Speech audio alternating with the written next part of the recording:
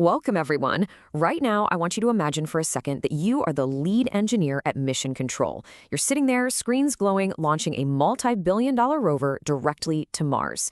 In that control room, there is absolutely zero margin for error. Think about it. A single misplaced decimal point, maybe a tiny rounding error in your orbital mechanics, or literally just forgetting to carry a 1, well, that means your rover completely misses the planet and burns up in deep space. Poof, gone. Well, my friends, the Cambridge Mathematics exam, whether you're sitting the 0580, the 4024, or even looking ahead to the 0606, 4037, and 4040 syllabuses, is your space mission. The stakes might feel just as high to you right now, and the requirement for absolute, unwavering precision, it's exactly the same. We aren't just looking for a good effort here. We're looking for perfect execution. Every single calculation must be flawless for a successful launch. I'm your host, your mission commander for today's explainer, and we are going to meticulously dissect real past paper questions to ensure that when you finally sit down in that exam hall, your launch is spectacularly successful. Okay, let's dive right into this. To achieve those top marks and guarantee a perfect launch, we've got 4 mission stages we need to clear today. We're looking at standard form precision, the art of estimation, calculating absolute bounds, and finally, ratios and proportions. Let's lock in your trajectory, shall we? All right, take a look at this challenge straight from a Cambridge past paper. You have a rectangle cut out of another rectangle, and the question asks you to calculate the upper bound for the area of the shaded region. Now, you might be thinking, hey, that looks simple enough, right? I just calculate the big area and subtract the small area? No way. Absolutely not. The very moment you see that critical phrase, each measurement is given correct to the nearest centimeter, a massive hidden trap has been set by the examiner. We need absolute precision here. If you don't know the exact sequence of logic required to find the maximum possible remaining area of a subtracted shape, well, your marks are basically evaporating into thin air. Every single calculation has to be perfect. Before we actually solve that upper bound trap, let's look at why so many smart, capable students completely crash their rockets. Let me introduce you to 2 typical student personas, Alex and Sam. Now, Alex is incredibly hardworking. Alex's revision notes are literally a rainbow of highlighters. But in the exam, Alex panics, completely freezes up. Alex overloads the page with raw mathematical facts and formulas, kind of just hoping the examiner will magically find the right answer buried in the mess. There's no analysis there, just a massive brain dump. Then, on the other hand, we have Sam. Sam is naturally great at mental math, but rushes through the paper way too fast. Because of that speed, Sam misses critical command words like give your answer in standard form or correct to one significant figure. So Sam does all the hard math perfectly, but loses the final mark just because of a careless failure to follow the explicit instructions. Listen to me, we cannot afford to be Alex, and we absolutely cannot afford to be Sam. Missing these assessment objectives loses you crucial marks. So, what is our strategy? How do top-tier students ensure they never drop these silly marks? Well, they use structure. Specifically, they adapt a framework that's usually reserved for essay subjects, the PEEL framework. Yeah, you heard me right, PEL in mathematics. P is for point, that's your final crystal clear answer. E is for evidence, the step-by-step working out that you absolutely must show on the page. The second E is for explanation, showing the examiner the specific formula or mathematical logic you chose to apply. And finally, L is the most important part for us today, the link. This is where you deliberately link your final number back to the command word. Did they ask for specific units? Did they ask for a certain number of significant figures? Did they ask for standard form? The link is what secures your final mark and gets you over the finish line.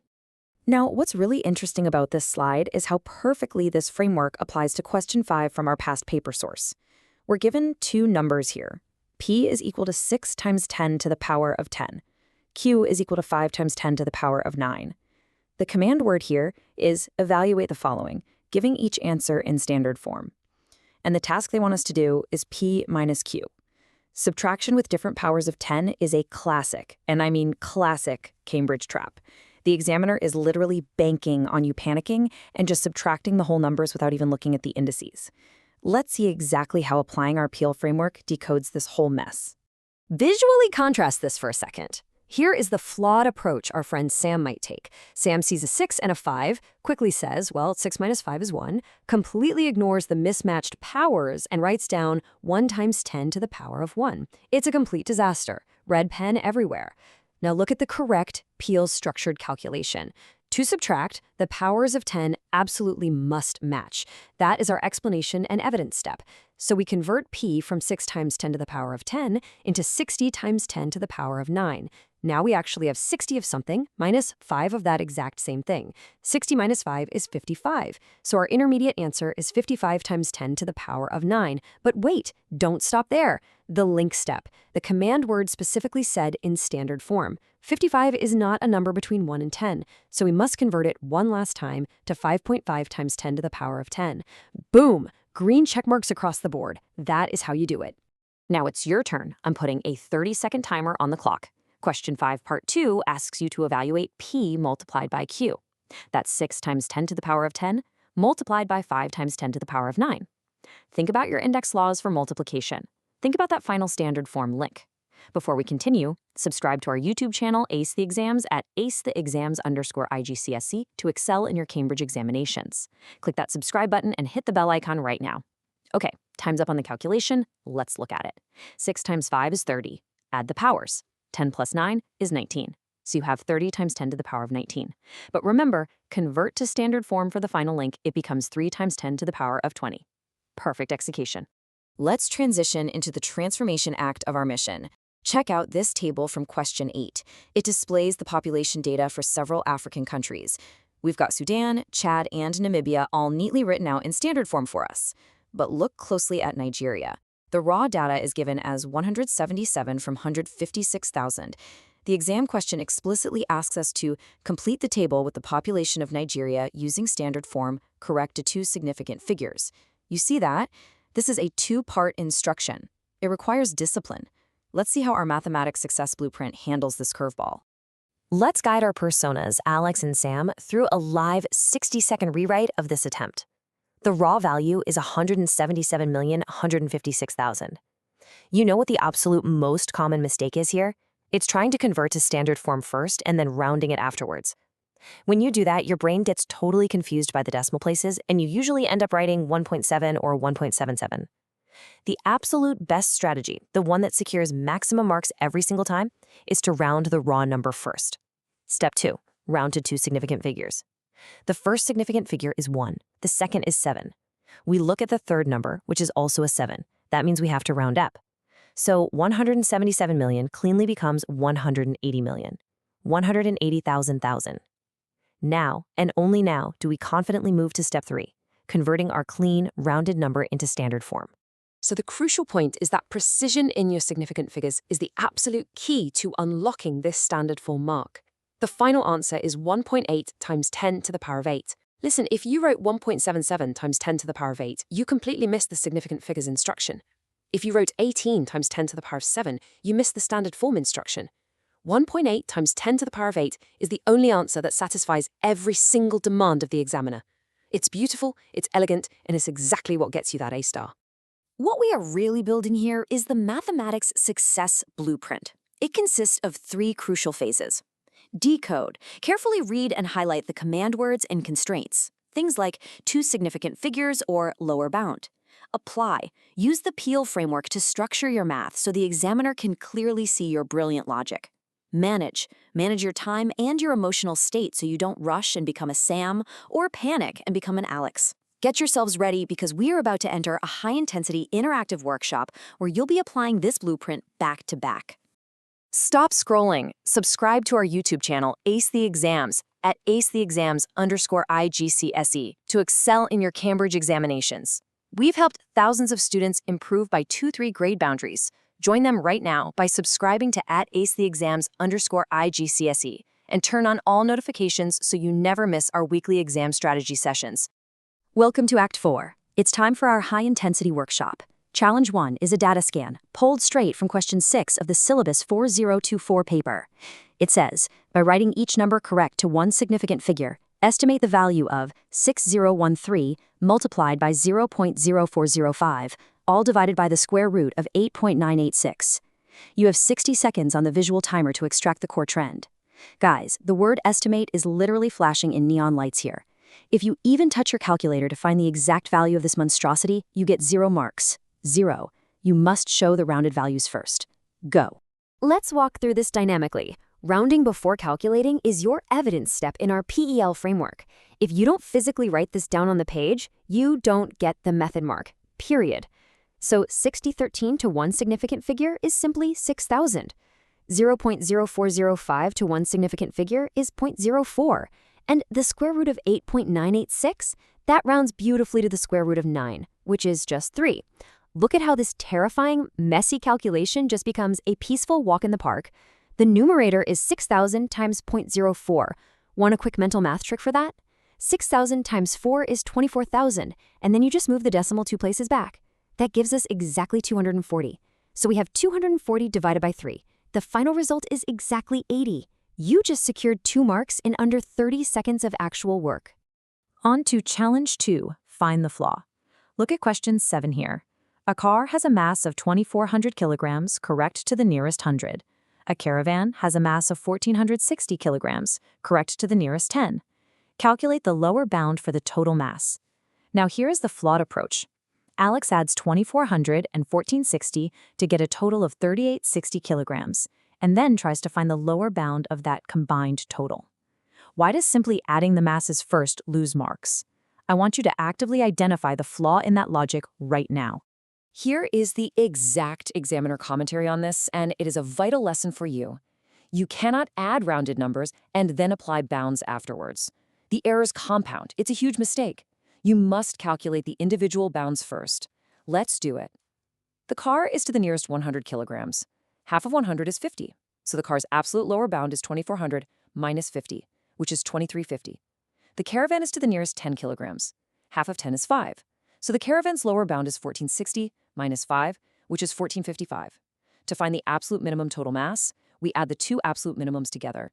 2,350 plus 1,455 gives us the true zero margin for error answer of 3,805 kilograms. That, my friends, is how you think like a true mission commander. Now for Challenge 3, speed writing. We are back to that terrifying geometry problem from the beginning of the explainer. Question 9. A rectangle 20 centimeters by 8 centimeters is cut from a larger rectangle 28 centimeters by 15 centimeters. Each measurement is correct to the nearest centimeter. Calculate the upper bound for the area of the shaded region. You have 30 seconds to mentally structure a perfect PL paragraph for exactly how you would find this upper bound. Remember the trap I warned you about earlier. Think very carefully about what makes a remainder as large as possible. And this brilliantly illustrates one of the most advanced conceptual traps in the entire IGCSE syllabus. To maximize the remaining area, which is the upper bound, you don't just blindly use upper bounds for everything. Think about it physically. If you want the biggest possible piece of paper left over in your hands, you need to start with the largest possible piece of paper, and you need to cut out the smallest possible hole. It makes sense, right? Step 1, find the maximum outer area. The upper bounds are 28.5 and 15.5. Step 2, find the minimum inner cut. The lower bounds of the cutout are 19.5 and 7.5. Step 3, multiply the big ones, multiply the small ones, and then subtract. Maximum possible starting area minus the minimum possible cutout equals the true upper bound. If you can grasp that logic, you are mathematically unstoppable. Let's move on and see how this builds our final concept of the day, ratios and proportions. We're looking at question 11a now. 200 grams of a spice cost 85 cents. Find the cost, in dollars, of 1 kilogram of this spice. Now, this is a real-world problem, sure, but in the exam hall, under that ticking clock, it becomes the ultimate test of your mental agility. It tests whether you are tracking your units properly, which is that crucial link step in our PEL framework. Let's rapid fire through this proportional logic together. Step 1, establish the ratio. We need 1 kilogram, which we know is 1,000 grams. So how many 200-gram portions fit into 1,000 grams? Exactly 5. So our multiplier is simply times 5. Step 2, apply that exact multiplier to the cost. 85 cents multiplied by 5. Well, let's break it down. 80 times 5 is 400. 5 times 5 is 25. Put them together, that's 425 cents.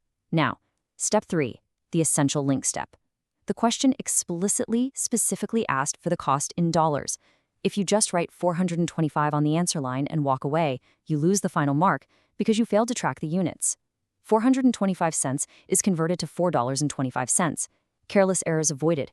The mission remains completely on track. Finally, let's quickly evaluate question 11b. It asks you to solve the algebraic ratio 60 is to x as 3 is to 2. Now, you could set this up as formal fractions, 60 over x equals 3 over 2, and do a whole cross multiplication thing, that's fine. But look at the numbers. Use your mathematical intuition here. How does a 3 become a 60? It gets multiplied by 20. Ratios must remain perfectly balanced, so whatever you do to one side, you absolutely must do to the other. If the 3 is multiplied by 20 to get 60, then the 2 must also be multiplied by 20. 2 times 20 is 40. Therefore, x equals 40. It is that fast, it is that simple, and it guarantees 0 errors. We are entering the final act of our mission today. Look at that progress bar reaching 100%. Let's recap the complete mathematics answering system with this visual cheat sheet we've built. Rule 1. Decode command words to identify the exact format needed before writing a single number on the page. Rule 2. Apply the Peel framework to structure your answer and show your logic clearly to the examiner. Rule 3. Manage your time. Don't rush like Sam, and don't panic like Alex. Calm, methodical, step-by-step logic wins the day every single time. Students who implement these mathematics strategies see an average improvement of 2 grade boundaries, but only if they practice consistently with our weekly videos. You can literally chart a trajectory from a C to a B to a guaranteed A-star. You just have to treat your exam like a high-stakes precision space mission.